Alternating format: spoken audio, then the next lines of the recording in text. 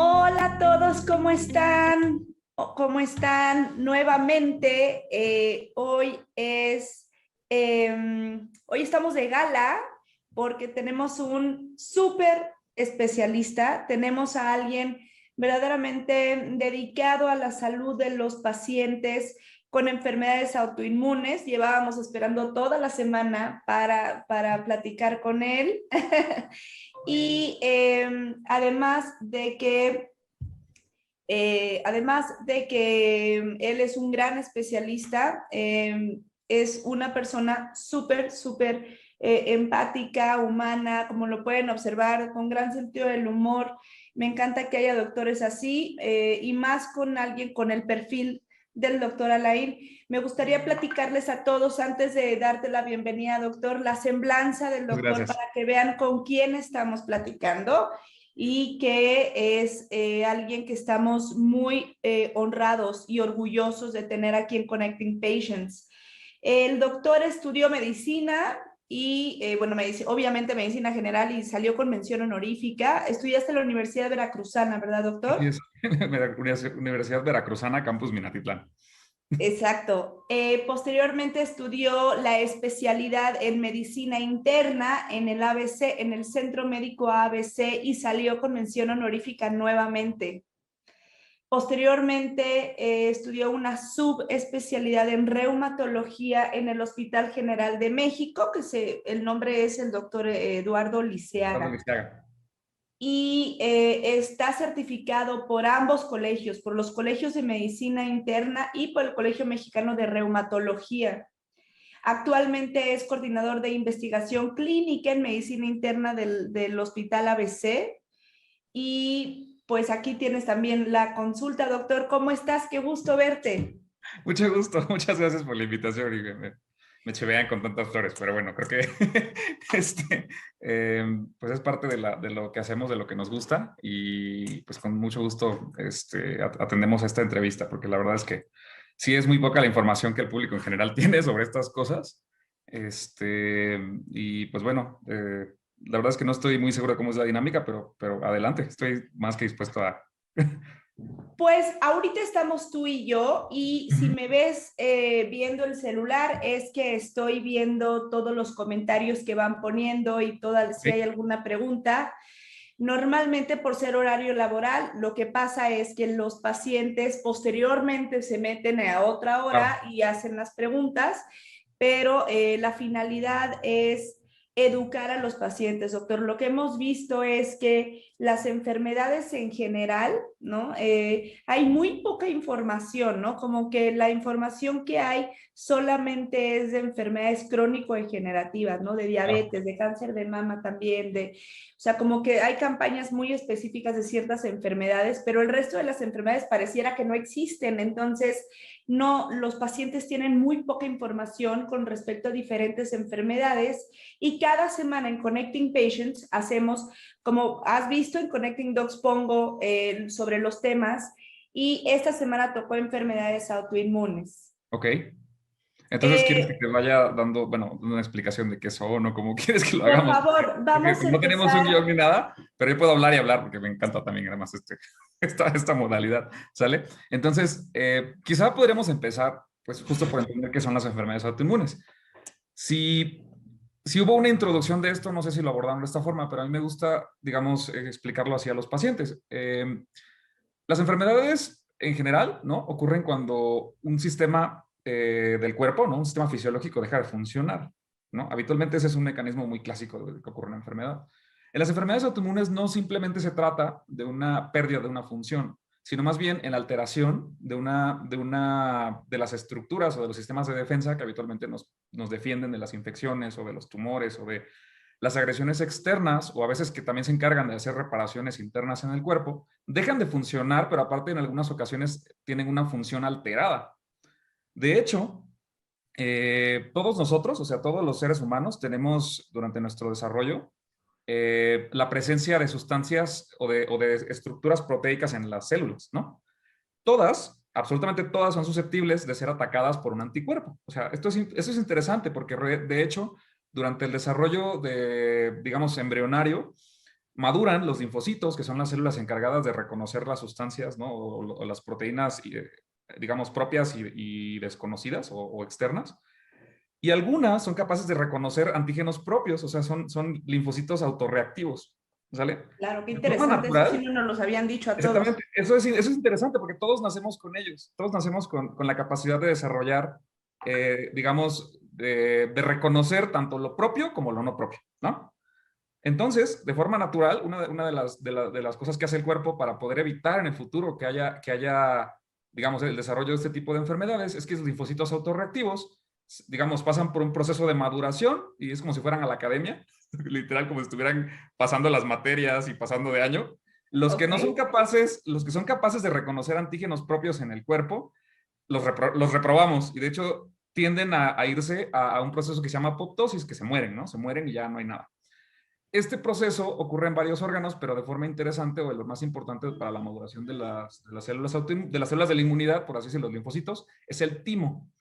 El timo es un órgano que tenemos, bueno, ya saben, en el tórax, es un órgano casi desconocido, porque además a partir de que uno alcanza cierta edad, se degenera y ya nunca volvemos a saber de él. Entonces, lo importante no es lo del timo, sino lo importante es la maduración de los linfocitos. Los linfocitos maduros que logran pasar todas sus materias y acreditarse y terminar la carrera, etcétera, migran y se van a la médula ósea y a los ganglios.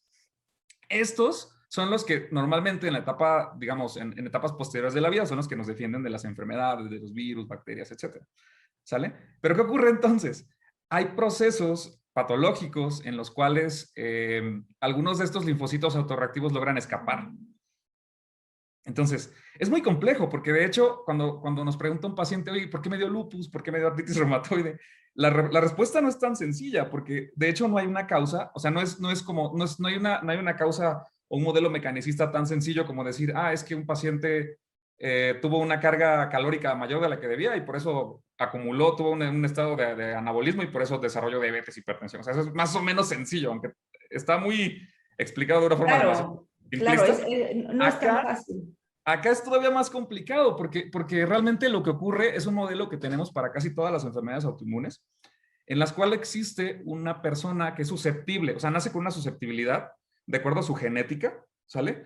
Como todas las proteínas y todas las estructuras o todas las células de la defensa requieren sintetizar proteínas y sintetizar digo, hay genes encargados de estas cosas, ¿no? Cuando alguno de esos genes falla, es posible que se pueda perder tanto la tolerancia a lo propio como la facilidad de que el sistema inmune esté, digamos, activado de una forma inapropiada, ¿no? Entonces, estas mutaciones hacen que una persona sea susceptible, pero no son suficientes para que una persona desarrolle la autoinmunidad. Y vamos a ver que esto de la autoinmunidad tampoco es como blancos y negros, hay toda una escala de grises. Hay enfermedades en las que hay un proceso inflamatorio, pero no es mediado por anticuerpos. Entonces eso se pone más complicado todavía. Pero antes de llegar a Claro, eso, antes claro. de llegar a eso hay que entender entonces el proceso en el cual hay una persona que tiene digamos, una carga genética desfavorable o que le predispone, ¿no? A tener estas cosas. Y le vas agregando factores de riesgo, ¿no? Entonces, en el caso de las enfermedades autoinmunes o de enfermedades del tejido conectivo clásicas, como son el lupus, la artritis reumatoide, la esclerosis sistémica, etcétera, hay condiciones que agravan esta situación, que es, por ejemplo, el género femenino, ¿sale? Claro, por supuesto, Porque, ¿no? Es un factor de riesgo ser mujer. exactamente, Simplemente exactamente. nacer mujer es un factor de riesgo para las Sobre enfermedades todo, sobre todo por una autoinmunes. situación de exposición a las hormonas, ¿sale? O sea, no quiere decir que ser mujer intrínsecamente sea malo, pues, al Claro, contrario. A lo que me refiero es que el entorno digamos, el ecosistema que ocurre en la exposición a esas sustancias en las hormonas, ¿no? Esos cambios hormonales, en algunas ocasiones puede favorecer la pérdida de la tolerancia. Otros factores importantes que de hecho vamos a ver con más frecuencia hoy en día son las infecciones. Un paciente que tiene ya esta susceptibilidad y que ya tiene un riesgo, ¿no? Asociado por su genética.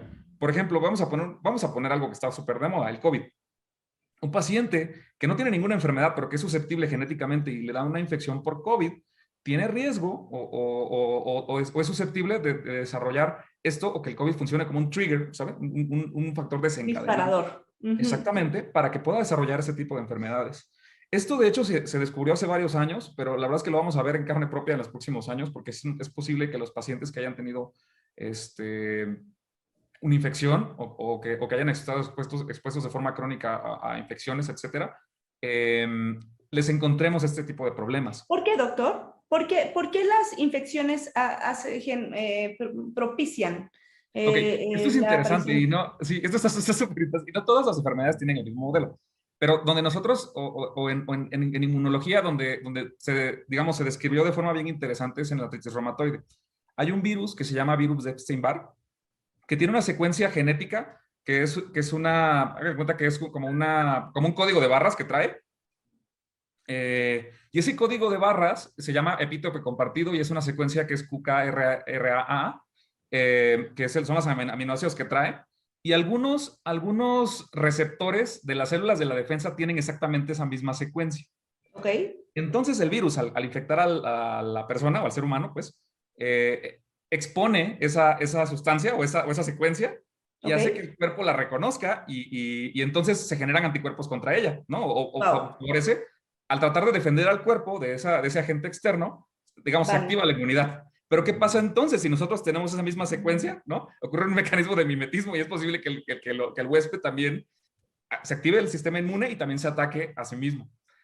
Esta es una explicación extremadamente simplista de lo que ocurre, pero es Sí, una de las doctora, formas en acuérdate la que que estamos entendemos. aquí con pacientes y que Exactamente. lo que quiero que vean todos los que están viendo este video es la complejidad que conlleva diagnosticar, simplemente pensar, diagnosticar o que suceda una enfermedad así. Doctor, antes de entrar ahora sí de lleno al tema, ¿podrías decir qué es la reumatología? ¿Por qué Perdóname, tienen que acudir eso es importante porque la verdad es que contigo? tampoco, me gusta decir que es una de las ciencias oscuras de la medicina interna. Parte de lo que hacemos, de hecho, o sea, reumatología tiene como origen etimológico del griego fluidos. Esto está muy chistoso porque esto tampoco significa nada. Buscas en el diccionario y te dice, pues de la ciencia que estudia las enfermedades reumatológicas. Bueno, y entonces, pues, ¿eso qué es? O sea, no dice No nada, llega ¿no? nada. Resulta que, digo, hace muchos años, obviamente, en la antigüedad, se pensaba que las enfermedades que cursaban con dolor e inflamación articular se debía a que el cuerpo tenía como fluidos que se acumulaban por alguna razón ahí, ¿no? Entonces, este fluido o este goteo, ¿no? Es el que le da el nombre etimológicamente a reuma, ¿no? Ok. Ya de forma más coloquial, las reumas, o lo que los pacientes denominan reumas, pues son todo el espectro de manifestaciones, de síntomas musculoesqueléticos que se relacionan sobre todo con dolor articular, ¿no? O Sí. dolor musculoesquelético. Entonces son los achaques que siempre nos dicen los pacientes que me duelen las rodillas, me duele el cuerpo, me duele la espalda. Entender que este problema, o sea, las reumas como tal no existen, sino más bien son una forma en la que el paciente entiende que le duelen las articulaciones, ¿no? Claro. Y entonces eso es lo que hacemos los reumatólogos, somos los encargados de tratar todas las enfermedades del sistema musculoesquelético y del sistema inmune que no tengan como un tratamiento quirúrgico, o sea, todo lo que implique enfermedades autoinmunes y enfermedades del aparato o del sistema musculoesquelético que no requieran cirugía, nosotros somos los que las atendemos.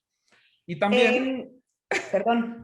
perdón, disculpe, y esto es un poquito más chistoso porque esto sí es un poquito más, y también somos la especialidad encargada de hacer, de evaluar pacientes con diagnósticos difíciles, porque esto se me olvidó decirte, pero vamos a poner el ejemplo de Doctor House, él siempre dice, it's not lupus, ¿no? Resulta que nosotros somos los que sí vemos el lupus, porque siempre que las otras especialidades no saben que tienen un paciente, nos hablan.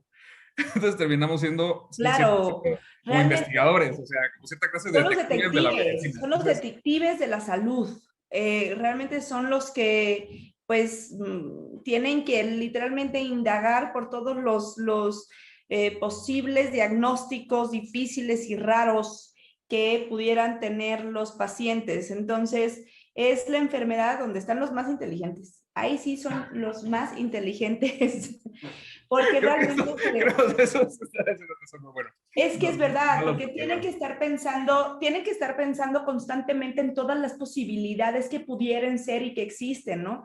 Estaba leyendo un artículo que todavía no se puede determinar el número de enfermedades global que existen y realmente muchas de las enfermedades caen en manos de los reumatólogos y no es una especialidad que los pacientes piensen luego, luego, Claro. doctor. Sí, eso es triste porque algunas enfermedades, aunque son muy, muy graves o muy, pues son muy peligrosas, ¿no? O sea, el problema es que como no se reconocen inmediatamente, llegan muy tarde con nosotros. Exacto, sí. Entonces, Y justamente eso para eso está este grupo, Doc. Este grupo lo hice para sensibilizar a los pacientes, para platicarles sobre enfermedades como las que vamos a platicar y para poderlos canalizar con su mejor especialista. Y en este caso, en las enfermedades reumatológicas, no hay duda, tú eres el mejor especialista. No hay duda que tienen que acudir con un reumatólogo, pero permítanos a nosotros hacerles esta prevaloración para ver si realmente lo que necesitan es un reuma o se están haciendo bolas y realmente lo que tienen es, no sé, cualquier cosa que sea ortopédica o algo específico o mecánico del claro. sistema musculoesquelético. Entonces, para que ustedes no tengan que autodiagnosticarse y automedicarse, estamos aquí para ustedes. Doctor, vamos a entrar de lleno. Ok, Ya sabiendo que son las enfermedades autoinmunes, ¿cuáles son las principales, doctor? ok. Depende obviamente de la región geográfica, grupos de edad, etcétera. Podemos decir que en México tienen particular interés enfermedades como la artritis reumatoide y el lupus. Obviamente no es, o hablando de enfermedades inflamatorias articulares, hay otras que son más comunes, ¿no? Estamos hablando, por ejemplo, de la gota, o incluso la osteoartrosis, que es la enfermedad articular degenerativa más frecuente en el mundo, ¿sale? Pero por eso es difícil a veces y la línea es muy delgada entre reconocer una enfermedad inflamatoria de una enfermedad autoinmune, que es lo que les quería platicar. Aunque tienen síntomas muy parecidos, hablando de autoinmunidad como tal, o enfermedades autoinmunes, casi siempre necesitamos la presencia de un autoanticuerpo. O sea, enfermedades en las que se generan anticuerpos que atacan al propio organismo. Y las enfermedades inflamatorias o inmunomediadas, que están como en la misma rayita, pero en el otro extremo, son, por ejemplo, la gota, ¿no? La espondilitis anquilosante, que hasta la fecha no la consideramos una enfermedad autoinmune porque no hay un anticuerpo, aunque hay un marcador genético. La psoriasis y la artritis psoriásica, ¿sale? Y por otro lado, bueno, dentro del espectro de las enfermedades autoinmunes como tal, que son las enfermedades clásicas del tejido conectivo, son las que conocemos, por ejemplo, como te he platicado, el lupus, la artritis reumatoide, la esclerosis sistémica, el síndrome de Sjögren, la enfermedad mixta del tejido conectivo y algunas enfermedades como indiferenciadas. También por arriba, ¿no? Aquí al ladito de estas, estaban algunas enfermedades como las vasculitis sistémicas. Las vasculitis Okay. sistémicas, digamos, y por el otro lado, todas las enfermedades que no engloban a estas, pero que están relacionadas, por ejemplo, con la presencia de anticuerpos antinucleares o factor reumatoide, etcétera, ¿no? Es de Ok, hecho muy complejo, hay más de 200 enfermedades reumatológicas lo conocidas. hay, lo hay. No, por eso no Eh, podemos hablar de todas. Exactamente, pero hablando Es de las un más tema. comunes y las que seguramente los pacientes deben estar súper, digamos, conscientes que pueden existir, sobre todo por la prevalencia, son justo las enfermedades que cursan con dolor e inflamación de las articulaciones, ¿sale? Porque Ok. esto es algo que como pareciera una cosa tan, digamos, superficial o algo que puede ser a lo mejor no le damos tanta importancia, es por eso que se retrasa mucho el diagnóstico. Entonces es el caso, por ejemplo, de un paciente que tiene dolor articular en las manos o en la rodilla, ¿no? Y se toma algo para el dolor y se le quita y luego regresan los síntomas, así están. Claro. Entonces, Perdón porque quisiera hacer estos paréntesis. Es por esto que es tan peligroso que acudan que minimicen sus síntomas y que claro, acudan a doctores que no son. Yo no es que le tire a todos los doctores de las farmacias, pero un doctor de la farmacia, créanmelo, que no tiene el expertise, créanmelo, que no tiene el expertise suficiente, como pueden observar al doctor, para poder diagnosticar una enfermedad autoinmune.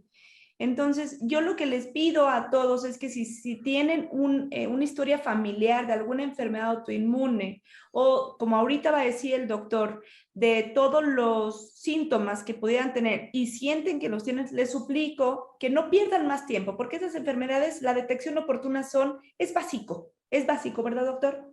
Así es, así es. Entonces, el ciclo o la historia natural de la enfermedad en muchas ocasiones se ve prolongada por esta situación en la cual el paciente trata de mitigar sus molestias automedicándose o tomando medicamentos que contienen esteroides.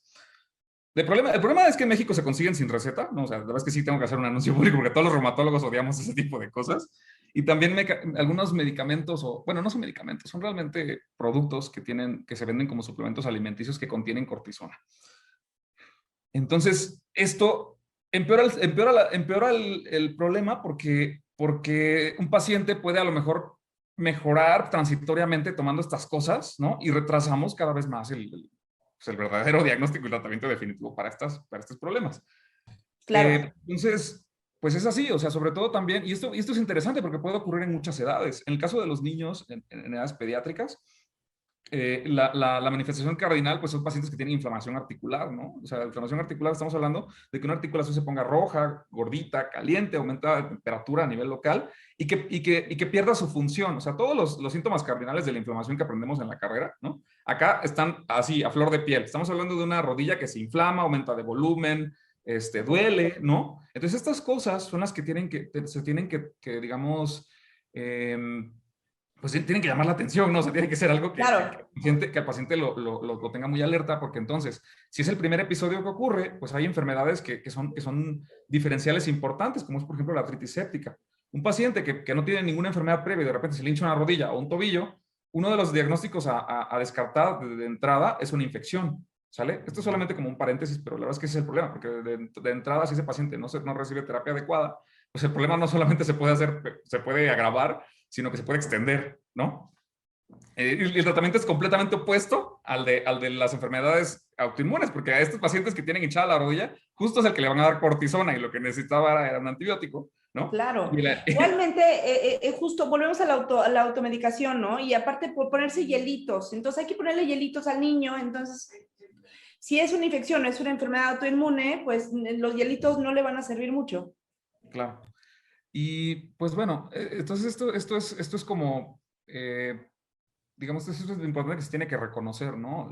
Sobre todo cuando hay un malestar articular que se hace persistente y que a pesar del tratamiento sintomático no mejora. ¿Sale? Esas son las cosas que yo, digamos, creo que se deberían considerar como para considerar referir al paciente y también cuando se acompaña de síntomas sistémicos. O sea, cuando el paciente tiene todo esto que estamos platicando, pero además tiene fatiga, tiene una fatiga, digamos, desproporcionada para la molestia que está experimentando, pérdida de peso, ¿no? Lesiones en la piel, Claro.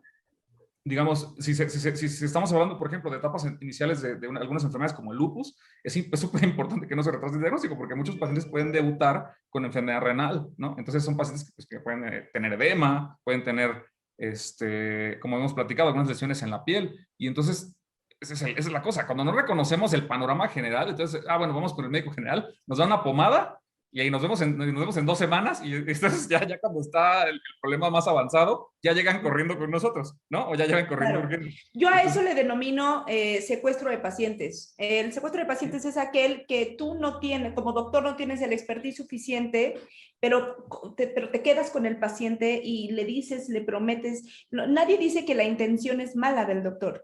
El doctor, cualquiera que sea, es bueno, ¿no? Tiene la intención de curar, pero no claro, tiene el conocimiento. Entonces no basta con la intención. Y eso yo siempre lo intento decir con los otros doctores en Connecting Docs. No basta con la intención, ¿no? Como un reumatólogo no va a ser muy difícil que diagnostique un fibroadenoma mamario, no sé. No tiene nada que estar haciendo el reumatólogo ahí, ¿no? Como tampoco un general no tiene nada que estar haciendo, y ni un endocrino, y ni un gineco, etcétera. Entonces no hay que estar mezclando, no. Este hecho, doctor, para mí es muy peligroso, esta recomendación de doctores entre familiares, entre amigos, entre todo. yo estoy intentando luchar contra eso y que realmente vayan con alguien, que aquí estoy para ustedes, para que les recomiende al mejor doctor. No le recomiende a alguien de su familia, ni no, es el mejor doctor, punto, el que queda cerca de ti, el que realmente te va a curar. Perdón, doctor, estos paréntesis son muy importantes para que vean Adelante, no, no la pasa nada. importancia de la especialidad.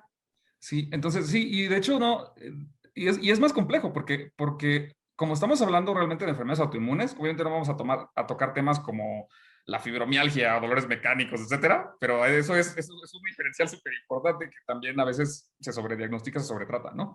Pero regresando un poquito a enfermedades autoinmunes e inflamatorias, entonces estas son las que por frecuencia siempre se deben sospechar, ¿no? Y estamos hablando de enfermedades graves, porque recordar que el lupus y la artritis reumatoide, aunque pueden empezar con manifestaciones generales, articulares, cutáneas, se trata de enfermedades sistémicas, o sea, son enfermedades que pueden atacar cualquier órgano, ¿sale? Y entonces Exactamente. eso hace que si se retrasa el diagnóstico, cada vez haya digamos, más sistemas afectados y que el tratamiento sea mucho más complejo. Y bueno, no sé qué secuencia seguir aquí, si hablamos Perdóname. de alguna en Entonces, particular o... estamos hablando ahorita específicamente de las enfermedades autoinmunes inflamatorias, que es artritis reumatoide y lupus, bueno, las más frecuentes. Y de estas, ambas, voy a hacer una recapitulación, ambas tienen síntomas, pueden ser diversos, y tienen un... ¿Qué es el lupus, doctor? Ok. ¿Qué es el lupus y qué es la artritis? ¿Cuáles son los factores de riesgo? ¿Cuáles son sus principales sintomatologías? ¿Con quién acudir? Creo que teniendo ese outline podemos irlo, porque digo, yo me puedo seguir y la verdad es que podemos terminar hablando de nada. Perfecto, perfecto. Hablando ya quizá, vamos a enfocarnos un poquito más en el lupus. El lupus es, digamos, nuestra enfermedad autoinmune prototípica por excelencia. Te puedo decir que es tan mística y tan esotérica que desde su origen, lupus tiene pues origen en lobo, ¿no? Resulta que en la Edad Media, bueno, es posible que desde antes, ¿no? Pero remontarnos como a la Edad Media, los pacientes tenían lesiones cutáneas en la piel, en la cara, que eran deformantes, ¿sale? Deformantes y muy aparatosas. De hecho, se veía como cuando un lobo terminaba de comer su presa, ¿no? Con la cara toda llena de sangre, ¿no? Hasta con pedazos ahí a lo mejor de su presa, ¿no? Entonces, Sí, sí, esa es la sí. analogía que hacemos y lo que pensamos que por qué le llamaron hacia la enfermedad, ¿sale? Pero Ok. yéndonos ya a lo que sabemos hoy en día, es una enfermedad autoinmune que sigue el modelo que platicamos hace ratito. Un huésped susceptible, ¿no? Que le ocurre un fenómeno desconocido, pero que es capaz de desencadenar la enfermedad. Ok. Generalmente tiene una predilección por el género femenino y tiene un pico de edad aproximadamente entre la segunda a la cuarta década de la vida. Estamos hablando de mujeres jóvenes en edad reproductiva, ¿no? La población en la que más frecuentemente se presenta. Ok. Hay algunas diferencias como más étnicas, ¿sale? Como de regiones geográficas. En población caucásica suele ser más cutáneo articular. En población mestiza y afroamericana suele ser una prestación un poco más grave, ¿sale? Que a veces ya hay componente renal, neurológico, etcétera. Factores de riesgo son los que hemos platicado. La verdad es que hay muchos. Se piensa, por ejemplo, que la exposición a los rayos ultravioleta podría en algún grupo de pacientes, digamos, desencadenar la enfermedad. Y por lo que ahorita les voy a platicar de los anticuerpos, pero bueno, entonces, esos son los factores de riesgo, ¿sale? Inicialmente la enfermedad puede tener casi siempre una presentación con síntomas generales. Son los pacientes que tienen, por ejemplo, fatiga, dolor articular, ¿no? Como cansancio, etcétera. Inicialmente, aproximadamente hasta un 70% de los pacientes pueden tener artritis. Y ahora sí, vamos a explicar qué es la artritis, porque entender que artritis es un signo que nosotros identificamos cuando revisamos a un paciente. Y se trata de inflamación, ¿sale? Local, que está limitada a una articulación y que cursa pues con todos los signos cardinales que hemos platicado. Dolor, inflamación, aumento de temperatura y aumento de volumen con pérdida de la función. Eso es artritis. Y artritis es una manifestación que se puede acompañar en muchas enfermedades, Claro. ¿sale? Estamos ahorita utilizando el ejemplo de lupus, pero ahorita vamos a ver qué pasa entonces en artritis reumatoide. Entonces, este es un síntoma, ¿sale? Es un síntoma, un signo que nosotros podemos identificar, pero forma parte solamente de uno de tantos que puede tener la enfermedad. Entonces, el lupus, además, otra de sus manifestaciones clásicas, así súper importantes, es la afección cutánea. La afección cutánea es el clásico eritema en alas de mariposa, que seguramente, bueno, es posible que alguien No lo lo conozca. hemos hablado, aunque no lo creas, no lo hemos hablado de esta manifestación. Son lesiones perdón, son lesiones, lesiones enrojecidas, ¿no? Que ocurren predominantemente en áreas de exposición a la luz solar, ¿sale? Estamos hablando que ocurren en la región nasogeniana, en la frente, suele respetar el borde nasogeniano, ¿sale? Suele respetar el borde nasogeniano.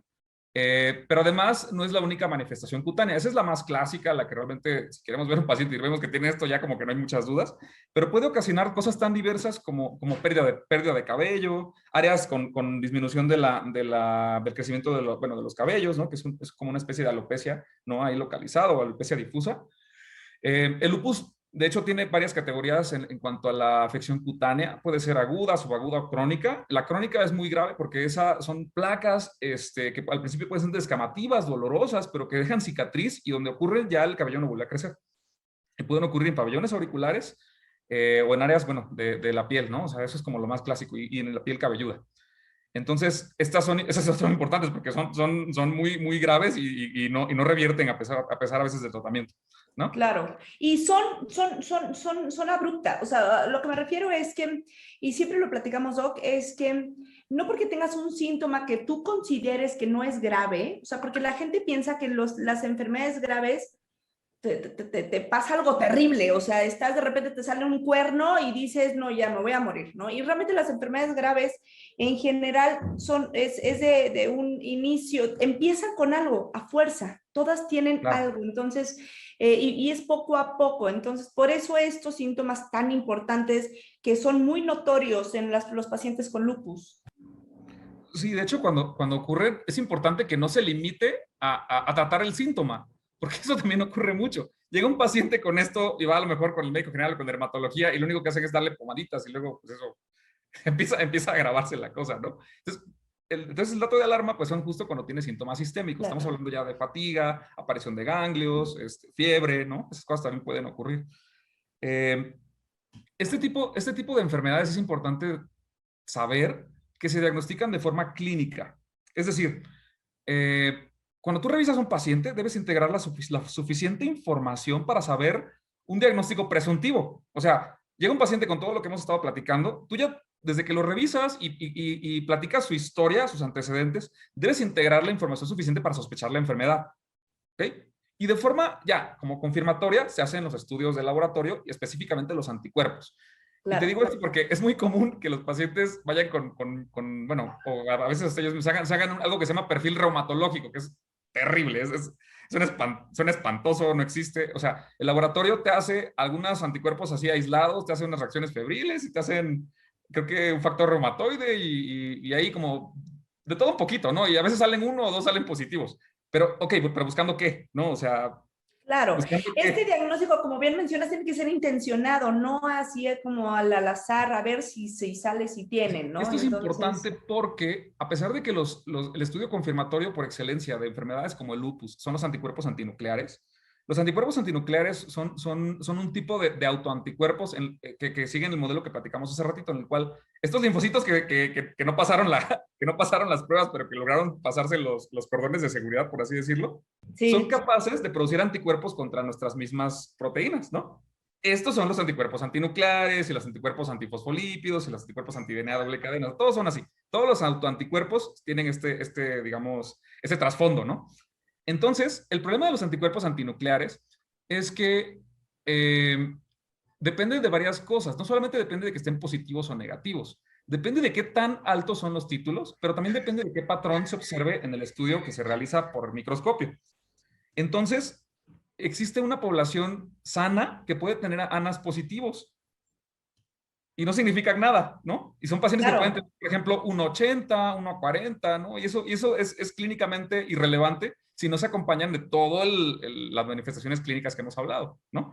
Entonces, claro, no porque sirve de entonces nada nada que más vayas al asustan a los laboratorio, pacientes. hagan un perfil reumatoide y te sale ahí todo. O sea, no funciona así. Exactamente, nada más asustan a los pacientes y Y no, hombre, muchas, y sí. unas iatrogenias terribles ahí, Y muchas ni qué interconsultas, decir. que eso se agradece que sí nos hablen, pero muchas interconsultas ocurren por esto. Es un médico que no sabe qué tiene el paciente, le pide unos ANAS, salen positivos y la interconsulta con nosotros es que tengo un paciente con síntomas así inespecíficos y le pedí unos sanas, salieron positivos. Y bueno, ¿qué le hacemos, no? Entonces, ese es el problema. Cuando nosotros utilizamos los estudios de laboratorio de forma indiscriminada, ¿no? Nos lleva a estos falsos positivos. Así se le llama, falsos positivos. Totalmente. La clínica manda. Punto. La Exactamente. clínica en medicina manda. No, no debemos de confiar primero en los laboratorios y después en la clínica, Exactamente. A mí, indudablemente. si alguien tiene, bueno, si alguien algún día va a consulta conmigo se va a dar cuenta de esto. Antes de que yo le ponga una mano a los laboratorios, yo tengo que revisar al paciente. Es súper importante porque tú cuando estás integrando un diagnóstico debes hacerlo de forma ordenada.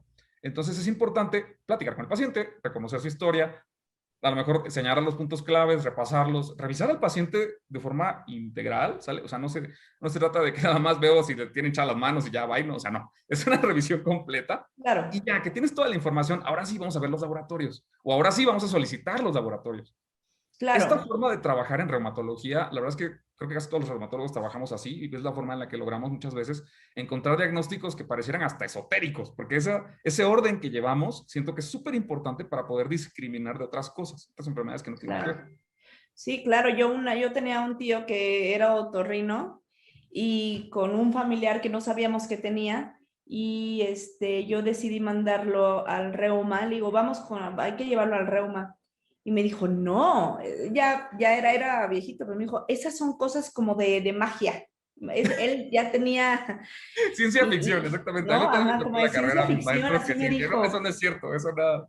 Y no es cierto, ¿no? Es porque pues los otorrinos, digamos, no tienen nada que estar haciendo con algo reumatológico y claramente tenían lupus. Entonces, era es algo que tiene que verlo a fuerza, lo tiene que ver un reumatólogo porque solamente él va a saber qué hacer, ¿no? Hasta un internista todavía no hay que, o sea, sí, ayuda, por supuesto, pero seguramente ese internista lo va a remitir al reumatólogo. No hay otra. Afortunadamente muchos reumatólogos somos internistas, pero, pero lo importante acá también es eso. No quiere decir que los reumatólogos seamos así como todólogos o que seamos así omnipotentes, omniscientes, ¿sale? Es importante el trabajo en equipo. De hecho, algo que se me hace una muy buena conducta con los pacientes que vemos habitualmente en la consulta o en la práctica diaria, es que si un paciente tiene, por ejemplo, lupus, pero se quiere operar por una situación, no sé, le ocurre una cirugía de urgencia, a lo mejor una apendicitis o una colestectomía, etcétera, nos hablan porque tiene lupus, ¿no? Eso Claro, a pesar de que es que pareciera que nos tienen que pedir permiso para todo, o sea, no se trata de que nos pidan permiso, pero es importante valorar al paciente porque las manifestaciones de la enfermedad cuando está activa pueden, digamos, complicar las cosas o pueden, digamos, confundir digamos, o confundir un cuadro clínico que se ve en un paciente sin la enfermedad, ¿no? claro. Entonces, es importante por eso el trabajo en equipo. Yo, por ejemplo, obviamente, si tengo un paciente con dolor abdominal, pues no lo voy a operar yo, o sea, tengo que apoyarme con un cirujano, ¿no? Pero Claro, esa forma de trabajar se me hace muy, digo, esa forma es la forma ideal de trabajar, porque cada quien debe estar pendiente pues de la expertise que de tiene. lo que le toca, punto. Nadie debe de estar haciendo, ya platicaremos en otro, pero es realmente importante cómo cada especialista tiene que atender lo que le toca, punto. Sí. Pero al tratarse de Doctor, enfermedades sistémicas, pues sí, o sea, hay que estar seguros en qué situación estamos parados a la hora de que le ocurre otra enfermedad al paciente. estoy totalmente de acuerdo. Y con respecto al tratamiento del lupus, doctor, no que lo digas, no son médicos, pero básicamente que podamos encaminarlos y decirles, Claro. no asustarlos y más bien Claro. educarlos, doctor. Vamos, sí, aquí es importante también, podemos utilizar toda nuestra secuencia o toda nuestra cadena de conocimiento que hicimos ahorita. Si la enfermedad tiene como origen las células de la defensa atacando al propio cuerpo, ¿no? Que es lo que ocurre de forma así sencilla en las enfermedades autoinmunes, nuestros medicamentos tienen la función habitualmente de disminuir un poquito esa autorreactividad digamos, aunque suene muy feo, pero literal, bajar un poquito las defensas, ¿no? Entonces nosotros damos medicamentos que van desde un espectro muy, muy sencillo, que pueden ser sintomáticos. Estamos hablando, por ejemplo, de los antiinflamatorios, como el diclofenaco, el ibuprofeno, etcétera, para el control de los síntomas articulares. Eh, hasta el uso de prednisona o glucocorticoides para el control de la inflamación, ¿sale? Entonces, el espectro de tratamiento también depende de la gravedad de la enfermedad. Si un paciente tiene únicamente manifestaciones articulares y cutáneas, es un lupus, digamos, no tan grave, ¿no? Un lupus moderado, por así decirlo, aunque no le llamamos así, pero bueno, un lupus moderado. Ese paciente habitualmente no requiere dosis altas ni de cortisona ni de inmunosupresores, ¿no? Seguramente lo que va a requerir, lo que utilizamos con mucha frecuencia, son dosis bajas de glucocorticoides y hidroxicloroquina, ¿sale? Que ese es nuestro medicamento de batalla en el lupus, el Plaquenil. Entonces, perdón, no sé si podemos decir marcas, pero... pero Sí, claro, no hay problema. Pero es esos importante, medicamentos, ahorita ¿sí? con el COVID, ¿no? Que todo el mundo quería Sí. darle hidroxicloroquina a sus No sabes, pacientes. el COVID ha sido una pesadilla tanto para nuestros pacientes como para nosotros, porque muchos medicamentos que utilizábamos de forma rutinaria para nuestros pacientes se empezaron a investigar para tratar el COVID, porque justamente el COVID se ha visto que es una enfermedad, ok, sí es infecciosa porque es un virus y lo que quieras, pero la manifestación grave, lo que sí se relaciona con enfermedad grave y mortalidad es la inflamación sistémica. De lo que se mueren los pacientes es de inflamación sistémica, coágulos, etcétera. Digamos, esa respuesta tan exagerada del cuerpo, que de hecho, no estoy exagerando al decirle que es como muy violenta, porque literal se llama tormenta de citocinas, el fenómeno que ocurre. Tormenta de citocinas es el término médico que se utiliza. Así le Eh, decimos, tormenta de citocina. Poco ajá, nos faltó para esas, ponerle huracán. sí, casi. Utilizamos medicamentos que ya usábamos en reumatología hace muchos años. Es el ejemplo clásico del esteroide, ¿no? La dexametasona, el tocilizumab, el plaquenil, la colchicina, todos esos medicamentos ya los utilizábamos hace mucho y el COVID ha venido como a escasearlos porque los pacientes, pues, digamos, o se ha intentado dárselos a los pacientes, porque hoy en día sabemos que prácticamente ninguno de ellos funciona. Quizá el beneficio con el esteroide sea digamos, o favorezca un poquito el pronóstico en casos graves, pero para todos los demás se ha visto que no funcionan para nada y muchas veces se siguen utilizando y eso ha escaseado para nuestros pacientes que sí los necesitan. Pero regresándonos un poquito al tratamiento Exactamente. de lupus, entonces es así como nosotros podemos clasificar de acuerdo a la gravedad del paciente. Si ese paciente ya no está limitado únicamente a la piel y las articulaciones, estamos entrando en un terreno un poquito más escabroso cuando hay, por ejemplo, afección renal, afección hematológica, ¿no? O sea, pueden tener anemia, anemia hemolítica, trombocitopenia, ¿no? Y también recordar que el lupus es una enfermedad súper heterogénea. Hay un chiste bueno, un chiste que ya es medio viejo en la reumatología, pero hay gente que dice que el lupus no existe y que más bien son un montón de enfermedades diferentes que tienen como único común denominador los anticuerpos antinucleares, ¿no? Es chistoso porque hay lupus que es solo cutáneo, lupus solo articular, pero también hay lupus que es grave, que puede ser como lupus que se manifiesta en el riñón, ¿sale? La nefritis lúpica es el ejemplo clásico de una manifestación grave. De hecho, aquí el tratamiento, digamos, estábamos en una escala intermedia, salta, ¿no? A utilizar medicamentos mucho más potentes, como es el caso de los inmunosupresores ya clásicos, ¿no? Es el caso, por ejemplo, del mofetilmicofenolato, la ciclofosfamida, la ciclosporina, que son medicamentos inmunosupresores ya, digamos, un poquito más potentes, ¿no? Entonces, estas cosas, pues ya estamos hablando de una enfermedad un poquito más agresiva. Y también las dosis de cortisona son mucho más altas. Claro. Habitualmente, y es algo que los pacientes deben entender, aquí si el público, si el público toma nota de esto, nadie debe recetar más de 7.5 a 10 miligramos para quitar el dolor de las articulaciones. O sea, si te estás dando 50 miligramos de prednisona para quitarte un dolor articular, eso está completamente equivocado, ¿sale? Y esto sí, Claro, perdonen mis compañeros médicos si lo hacen, pero eso los reumatólogos no lo hacemos porque es una dosis exagerada para el tipo de síntoma que estamos observando. claro, totalmente de acuerdo. Totalmente de acuerdo, doctor. Entonces, el lupus, para terminar con este tema, es una enfermedad, como pueden ver todos, que solamente puede ser diagnosticada por un especialista, ¿no? Y debe de ser tratada. No es una enfermedad que se quite, es una No, enfermedad que hay que vivir con ella e intentar disminuir y controlar todas las posibles complicaciones que pudieran aparecer. Esto no puede ser llevado por un médico general, por quien fuera. Tienen que ir con el especialista correcto, punto. Se los recomendamos. quizá Eh, un escenario un poquito más apegado a la realidad de nuestro país, porque es cierto que también, a pesar de que estamos hablando en una utopía, ¿no? Que el especialista tiene que ver todo y hacer todo. Okay, cuando eso no se puede, un contexto en el cual el médico general puede ver a un paciente con esta enfermedad es cuando ya está controlado. O sea, si un paciente ya tiene diagnóstico, tratamiento para un problema reumatológico y ya lo tienes digamos, en un estado de salud favorable, que ya respondió el tratamiento, ya no tiene síntomas graves, sí podría llevar un seguimiento por su médico general. De hecho, esto se Claro. incentiva porque también los médicos generales deben también estar muy pendientes de los pacientes. Deben saber reconocer los datos de recaída de la enfermedad, los flares que le llamamos. Debe saber cuándo un paciente está bien y cuándo ya no está tan bien, ¿no? Porque es en ese momento cuando se tiene que referir. Entonces, es una enfermedad que por su frecuencia todos los médicos deberíamos estar, por lo menos, no que todos deban saber diagnosticarla y tratarla, pero todos debemos estar familiarizados, ¿sale? Porque no Claro. podemos decir, es que tiene lupus, no le voy a poner ni un dedo y lo voy a mandar al especialista. Y de aquí a que llegue, o sea, No, ella ya intentó primero la hierba de lo que fuera, cosas entonces, naturistas, etcétera, ya fue con alguien. Claro, ese es el mundo ideal, pero intentar saber cuáles son los síntomas para atenderlos. claro. Doctor, y ahora vamos con la artritis reumatoide que Ok. platicábamos. La artritis reumatoide no es que sea mejor que el lupus, ninguna de ellas, digo, o sea, es como te ponen, porque muchos pacientes preguntan cuál es mejor que la, o sea, no, ninguna es mejor que la otra, es como si te pusieran a dos partidos políticos, ¿cuál es mejor? Pues ninguno. Este, realmente son enfermedades sistémicas, ¿sale? Porque esto es importante reconocerlo.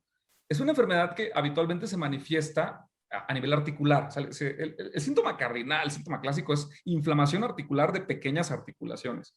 Y es que también es otra cosa que hace rato no les dije, no solamente nos interesa si está o no está inflamada, sino cuántas, cuáles y en qué secuencia, ¿sale?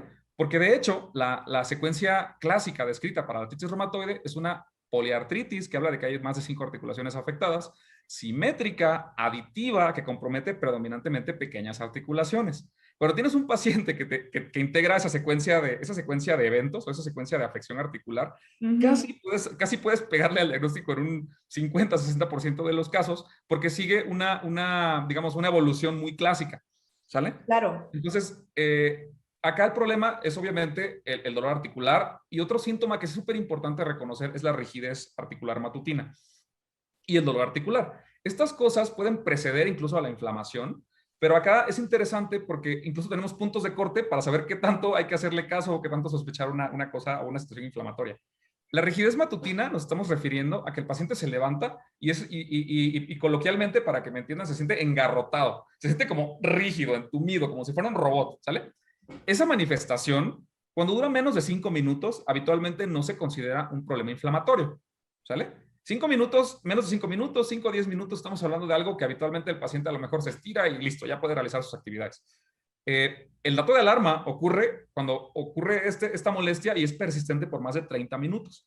Más de 30 minutos de rigidez articular matutina, eso es un foco rojo. Ahora, más de 60 minutos de rigidez articular matutina y que además impide realizar las actividades cotidianas, ese sí es un red flag, ese sí es un motivo, ese debería ser un motivo de consulta prácticamente, porque esto puede incluso Claro. preceder a la inflamación articular, pero este fenómeno de rigidez muchas veces es bueno, uno de los fenómenos que lo caracteriza, porque no es el único, es que el paciente al tener una inflamación en su sistema, ¿no? O al empezar a tener inflamación a nivel articular, las articulaciones empiezan a acumular líquido.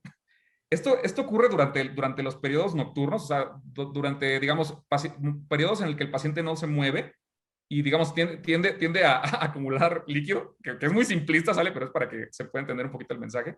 Y esto significa que el dolor inflamatorio articular suele empeorar con el reposo y mejorar con el movimiento. O sea, el paciente, después de que ya se Claro. levanta, calienta, o a lo Claro. mejor se toma su medicamento y ya empieza a hacer sus actividades, tiende a mejorar poco a poco los síntomas articulares, los dolores, ¿no? Y la rigidez. Por el contrario, un dolor de tipo mecánico, que estamos nosotros hablando, por ejemplo, de osteoartrosis o de una lesión mecánica, trauma, etcétera, suele ser al revés. Suele ser una rigidez matutina que no suele durar más de 30 minutos, o sea, suele ser mucho menos tiempo, pero además suele mejorar con el reposo. ¿Sale? Son pacientes que después de hacer muchas actividades, cargar, llevar, hacer todo su quehacer, por así decirlo, se sienten ya con dolor al final de sus actividades y mejoran al reposar, ¿no? Claro. Esto a veces es Claro. difícil, porque pueden a veces Y, solaparse, y pero es esta sintomatología de rigidez matutina o de rigidez post-reposo, es en las 5 articulaciones que deben de tener, porque lo preguntan, o sea, ¿tiene que ser esta rigidez en las 5 o solo en un lugar en específico? bueno, es difícil que un paciente con una manifestación se haga, por ejemplo, solo una, o sea, que me O diga que sea, solamente una una idea. bilateral, dicen Ok, sus tobillos. Ok, los tobillos. Puede ocurrir en cualquier articulación, pero de nuevo, el patrón articular es muy importante. Eh, si esta molestia dura más de 30 a 60 minutos, sin duda hay que revisarlo porque se puede tratar de una enfermedad inflamatoria, ¿sale? Pero si además sigue el patrón clásico de la artritis reumatoide, que son manos, muñecas, ¿cómo se llama? Los dedos de los dedos de los pies o del tarso, que es el empeine, ¿no? El que le llamamos el empeine. Que son articulaciones pequeñas. Si eso está afectado, aguas, porque esos son como las articulaciones clásicas de este tipo de enfermedades. Ok, Por eso les digo que importa el síntoma, pero también importa el patrón. Aunque realmente esto no es algo que le deba preocupar al paciente, porque él no va a decir, tengo poliartritis, ¿no? O sea, eso no ocurre así, pero claro, sí, sí, sí. Hola, doctor, tengo poliartritis. sí, sí, le llamo porque tengo poliartritis, ¿no? Eso no ocurre de esa forma. Pero Sí, esa es la claro. información que nosotros integramos para poder sospechar la enfermedad. Pero es importante que el paciente, pues bueno, reconozca cuando tiene dolor y qué es lo que lo mejora, qué es lo que lo empeora, etcétera, ¿no? Ok, Porque ok. somos una sociedad que tiende mucho a romantizar el dolor, ¿no? Y a decir, no, pues que voy a estar bien, no, es que tengo que aguantar, no, es que, o sea, no, o sea, yo creo que eso no beneficia a nadie y más bien retrasa un diagnóstico que de todas maneras vamos a tener que tratar en una fase. Exactamente. Lo que yo siempre les digo, no es normal vivir con dolor. En cualquier Exactamente. lugar de su cuerpo no es normal. No tienen por qué vivir con dolor, ¿no? El dolor no es normal, Eh, exactamente. El dolor es un mecanismo de defensa del cuerpo. exactamente, el dolor no es normal. Chéquense, cualquier cosa que les esté doliendo hay que checarnos, hay que ver qué es. Entonces, doctor, ya sabiendo sintomatología clásica de la artritis reumatoide, ¿los factores de riesgo son los mismos que los del lupus? Los factores de riesgo en AR y en todas, pues acá de nuevo tenemos otra vez al género femenino, aunque acá la predilección podría ser un poco menor. Los grupos de edades son un poquito parecidos, aunque es posible que sea un poquito más avanzada la edad en artritis reumatoide, aunque para fines prácticos siguen siendo mujeres en edad reproductiva, ¿no? Sobre todo mujeres jóvenes, ¿no? Una cosa súper importante, y aunque se ha reconocido para todas, pero que acá es especialmente mala, es el tabaco. De hecho, un modelo fisiopatogénico bien interesante está relacionada con lo que platicamos hace ratito del epítope compartido. Los pacientes que tienen epítope compartido y fuman, casi seguro van a tener AR. O sea, esto casi está escrito en piedra. Hoy en día ya sabemos que eso va a ocurrir. No es una prueba que se haga de rutina en sangre, ¿no? O sea, el epítope compartido, pero es un marcador genético que se ha visto de forma muy estrechamente relacionada con el El desarrollo de la tabaquismo. enfermedad. Y también otra cosa relativamente nueva y es súper importante y es posible que vaya cobrando relevancia en otras enfermedades, es la presencia de infecciones crónicas. Estamos hablando, o la clásica artritis reumatoide es la presencia de gingivitis, porque hay una bacteria que se llama Porphyromonas gingivalis, que es capaz de inducir, esto es complicado para el paciente, pero hagan de cuenta que una de las cosas que hace la AR, como para desarrollarse, para poder tener la enfermedad, es que algunas proteínas se modifican y al modificarse, el cuerpo ya las desconoce y dice, esto no es mío, y va y lo ataca, ¿no? Y Ok, se generan autoanticuerpos. Los autoanticuerpos en artritis reumatoide, a diferencia del lupus, que vimos que eran los anticuerpos antinucleares, y bueno, en lupus también es, por ejemplo, los anti-DNA doble cadena, anti-SM, etc. En AR, los anticuerpos por excelencia es el factor reumatoide y los anticuerpos antipéptidos cíclicos citrulinados, que parece un trabalenguas, pero a lo que se refiere son proteínas que fueron modificadas por un proceso inflamatorio que las hace que el cuerpo ya no las reconozca y las ataque, ¿no? Esta wow, qué citrulinización interesante. se ha investigado recientemente en la presencia de gingivitis. Entonces, esto es interesante porque esto es la microbiota, ¿no? O sea, la presencia de una bacteria, hoy en día se ha visto que puede también favorecer la enfermedad. Y eso es un factor de riesgo relativamente nuevo, ¿no? Claro, Otros factores de qué riesgo, pues interesante, bueno, ¿no? sí, Antes no, como que normalmente no le hemos dado el peso suficiente a las enfermedades de la boca, ¿no? sí, Y últimamente ha recobrado una importancia por ejemplo, hay muchos estudios del diagnóstico inicial o más que inicial, el diagnóstico del COVID con alteraciones de bucofaringias, etcétera, sí, ¿no? sí, y cada vez vamos a ver con más frecuencia alteraciones en la microbiota. O sea, esto de la microbiota apenas está empezando, pero la verdad es que vamos a ver Apenas cada está vez empezando. más bacterias que son que son los malos detrás de bambalinas de muchas enfermedades, ¿no? Que como no lo sabíamos, Estoy de acuerdísimo. Sí, exactamente, pero eso lo iremos viendo, ¿no? Hoy en día es tan interesante que hasta se ha descubierto, por ejemplo, que la firma de la microbiota depende de que, por ejemplo, si tú tienes una dieta rica en fibra, o en cierto, una dieta, digamos, específica, saludable, si tú tienes cierta microbiota, te va a servir para bajar de peso o no. Eso es como, Así de simple, sí, claro, porque, así, no, porque, totalmente, sí. exactamente, porque Claro, también es la que hay dieta gente favorece que, la presencia de ciertos microorganismos benéficos o dañinos, ¿no? Pero estoy de entonces, acuerdo. regresando un poquito a la R, esta bacteria es importante por la gingivitis, el tabaquismo, como ya lo platicamos, y por ahí se ha visto infecciones crónicas o infecciones virales también. El caso, por ejemplo, del COVID va a ser algo que vamos a estar viendo con mayor frecuencia, porque pareciera que tuviera también algo que ver por la capacidad que tiene de despertar al sistema inmune.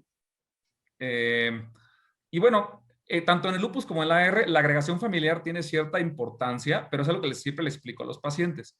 Si tú tienes lupus, no significa que todos tus hijos automáticamente vayan a tener lupus.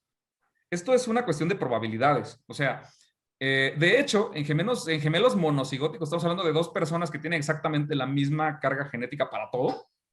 La frecuencia de lupus es hasta del 28 al 30%. Significa que no es automáticamente la genética la único responsable, ¿no? Claro, Y en el caso del claro. R, pues bueno, eso significa que si tienes un familiar de primer grado con artritis reumatoide, pues tienes cierto riesgo también de tener artritis reumatoide, pero no significa que automáticamente toda tu descendencia lo va a tener.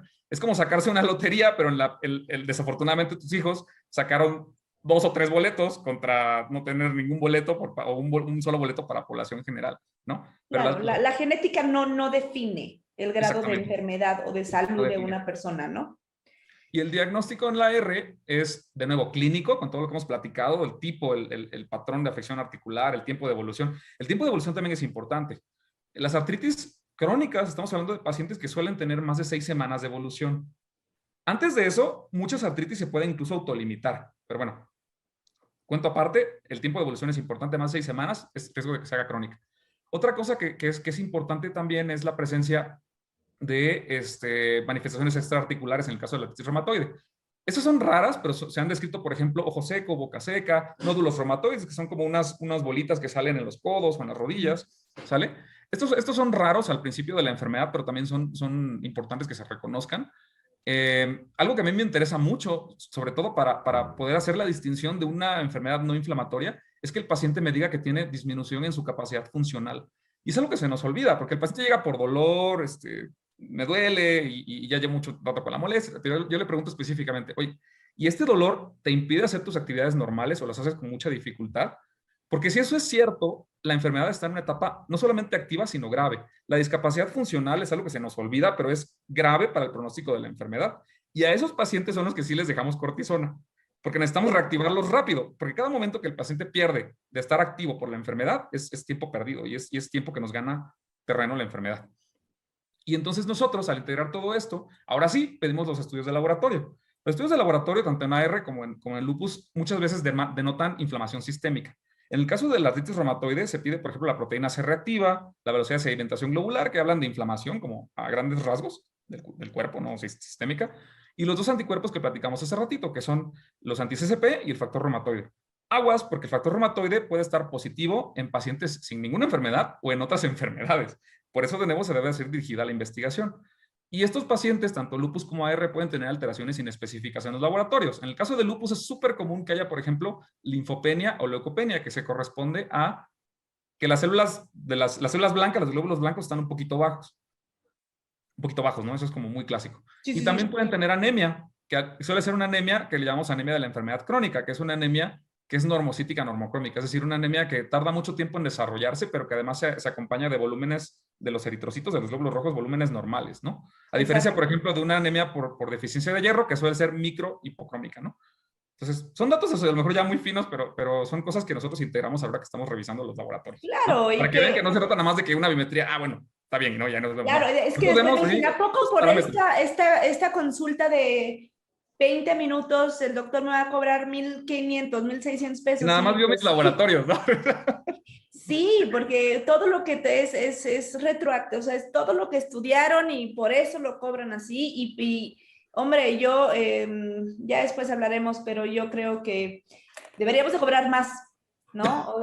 Sinceramente, es impresionante, y no un general, pero sí un especialista, subespecialista con alta especialidad y con miles y miles, ¿no? Dependiendo, la gente piensa que me diste un diagnóstico por WhatsApp, que no se debe de hacer. pero lo damos en algunas ocasiones y cobras, pero te tardaste 2 minutos. ¿Cómo? ¿Cómo me vas a cobrar por algo de 2 minutos? Claro. Entonces, bueno, es otro tema, pero que a mí me tiene, Claro, me es otro hace tema ruido. que si tienes alguna vez alguien que lo discuta, sí, sí me voy a conectar para verlo, porque somos muy malos para cobrar. Somos muy malos para cobrar, estoy de acuerdísimo. Muy bien.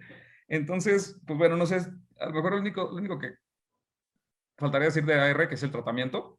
Acá como las manifestaciones articulares son la regla, ¿no? O sea, o el punto cardinal, siempre se utilizan de nuevo antiinflamatorios como el diclofenaco, el ibuprofeno, etcétera.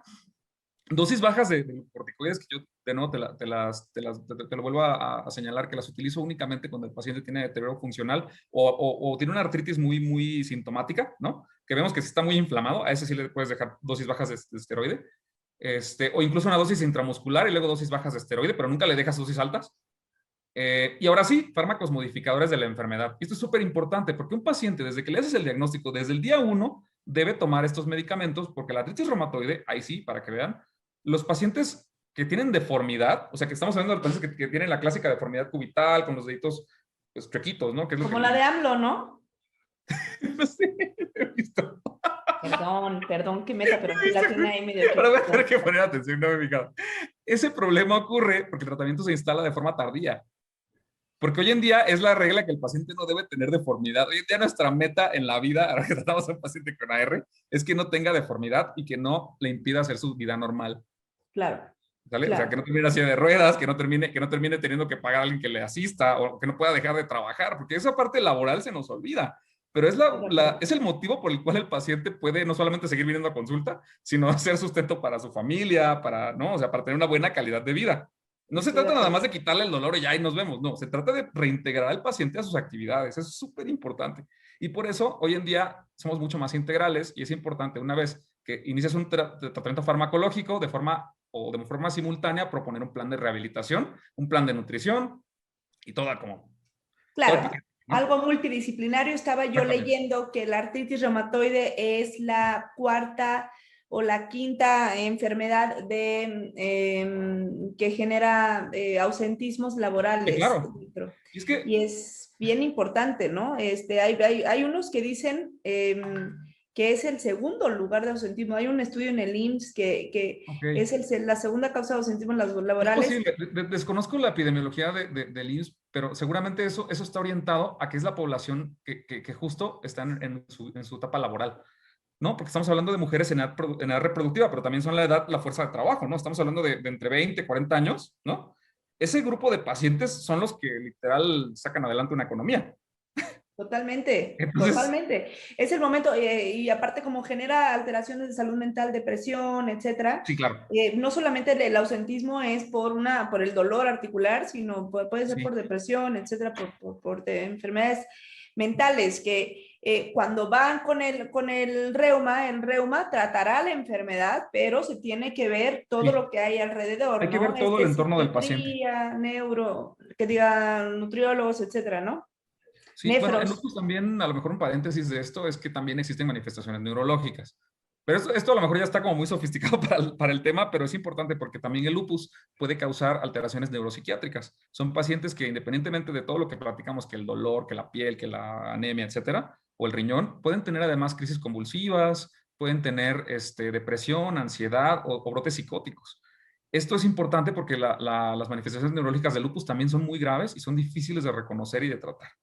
Entonces, si una persona tiene lupus ya diagnosticado, es el tipo de cosas que sí son una alerta roja cuando de la nada empieza a tener este tipo de manifestaciones nuevas, ¿no? Sobre todo si su tratamiento no ha sido óptimo, ¿no? De repente empieza con ansiedad, depresión, movimientos anormales, ese tipo de cosas que hay que descartar, ¿sale? Porque el neurolupus es Claro, todavía más esotérico que el lupus clásico. estoy de acuerdísimo. Es un tema, Doc, es un tema. No te quiero robar más tiempo. Quiero Así ya vi que agradecerte nos pasamos. por esta entrevista. Sinceramente, cada vez que entrevisto a gente como tú, me refiero con este alto nivel de conocimiento, no es es enriquecedor, o sea, personalmente es enriquecedor, te lo juro, no lo digo, y veo que los pacientes se interesan mucho más, ¿no? O sea, como que ven, y lo que quiero es sensibilizar a los pacientes para que vean la complejidad de llegar a un diagnóstico, para que vean para que realmente vean cómo nosotros pensamos, ¿no? Entonces, y así es la manera en cómo nos conocen con estas entrevistas, doctor, y al mismo tiempo transparentamos la información en salud para disminuir esta infodemia de internet y que nada más genera Claro. ansiedad y... Hombre, les ayuda mucho estas entrevistas y quiero agradecerte profundamente por este tiempo. Hay una pregunta específica, todos te agradecen mucho el tiempo, doctor. Hay una Muchas gracias. pregunta con respecto a, ¿me pueden decir de el PFA en niños de 4 a 5 años? Bueno, el síndrome de Marshall, supongo que están comentando del síndrome PFA-PA. Híjole, Eh, existe una especialidad que es reumatología pediátrica. La verdad es que es una cosa que es completamente diferente de lo que vemos nosotros. Obviamente, cuando los pacientes tienen manifestaciones articulares, cutáneas, se sospechan síndromes como este, que son raros, ¿no? Honestamente, y te voy a ser muy sincero, yo no veo niños. Una disculpa. no, está muy bien. Pero Creo que es bueno, un les gran digo que cuando tengo un ejemplo. paciente que me hace este tipo de preguntas, lo refiero inmediatamente con el reumatólogo pediatra. Sí. Exacto, como pueden observar, el doctor, y como lo platicamos al principio, él estudió medicina, después estudió medicina interna y después estudió reuma. Esto es el combo para adultos. Son los que estudian medicina y después pediatría y después reuma. Entonces son dos caminos totalmente diferentes y con gusto, Sí, un bueno, el segundito, PFA, perdóname. bueno, Mari Carmen, podemos conectarte con el mejor pediatra reumatólogo para que pudiera ayudarte con respecto a tu niño de 4 o 5 años. sí, lo único importante con respecto a lo mejor al síndrome como tal, pues son episodios de fiebre, adenopatías recurrentes. Esas cosas sí se podrían confundir o podrían sospechar de algunas enfermedades reumatológicas como el síndrome o bueno, como la artritis idiopática juvenil de tipo sistémico, que en adultos se llama síndrome de Still del adulto, ¿no? Entonces, si estos síntomas son persistentes, me refiero, que ya las vio médico general, recetó un antibiótico y no mejoró y se descartó ya por completo una infección y continúan los síntomas, seguramente ese paciente sí requiere una valoración digamos, Por se requiere reuma. referir al pediatra o al reumatólogo pediatra. Claro. Quiero agradecerte nuevamente. Vamos a... em, Les prometo que los voy a volver a invitar. Hay muchas cosas de que vuelva. No podemos robarle más tiempo. Realmente ya llevamos más de una hora, pero les prometo volverlo a invitar para otras Muchas gracias. enfermedades. Yo creo que es Sí, que sí, ahora fue un desastre, porque es que andaba afuera y entonces cuando me avisaste fue un poquito difícil como, ¿sabes? lo Como sé. a aclarar la agenda y decía, bueno, aquí la podemos poner. De hecho, tuve que ahí mover algunas cosas, pero no, con tiempo seguro, el día que ustedes lo necesiten podemos vernos de nuevo. Y si quieres un tema más específico, también lo podemos platicar. Digo, yo me voy a hacer un poquito de promoción aquí, que yo, bueno, soy reumatólogo, pero realmente otra de las cosas que me apasiona mucho es la investigación clínica. Entonces, bueno, como tú dijiste, soy investigador ahorita estoy desempeñándome en el ABC como coordinador de investigación. Pero eso es porque me gusta mucho. Yo no tengo al momento una formación específica en esto, pero es algo en lo que, pues sí me gusta mucho participar y hacer y enseñar a los pacientes para Lo que podemos ver, lleven la Doc, mejor lo tipo de podemos información, ver, ¿no? lo podemos ver y lo agradecemos mucho. Yo lo digo como paciente y como doctora, ¿no? O sea, realmente se necesita gente como tú para poder crecer en el ámbito de la salud. Indudablemente no podemos más bien necesitamos a gente como tú, punto. Y lo agradecemos. Muchas gracias por Y la fe. todos los pacientes agradecemos tener a doctores pues, tan padres como tú y tan inteligentes, con tanto conocimiento, tan humanos, tan humildes. Normalmente no es común alguien con ese perfil, ¿no? Que tenga que sea así, lo agradecemos, doctor. Les prometo a todos que lo vamos a volver a invitar. Vamos a hacer nuevos temas de reuma o de investigación. Vamos a ver qué podemos hacer para que a todos nos interese. Doctor, muchísimas gracias por Un todo, por gusto. tu tiempo.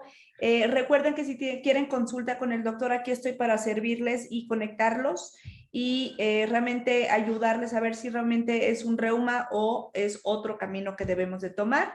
Yo soy el arquitecto de su salud, así véanlo, alguien que les lleva como por dónde ir para disminuir costos, para disminuir autodiagnósticos, automedicación, subdiagnósticos, iatrogenias, etcétera.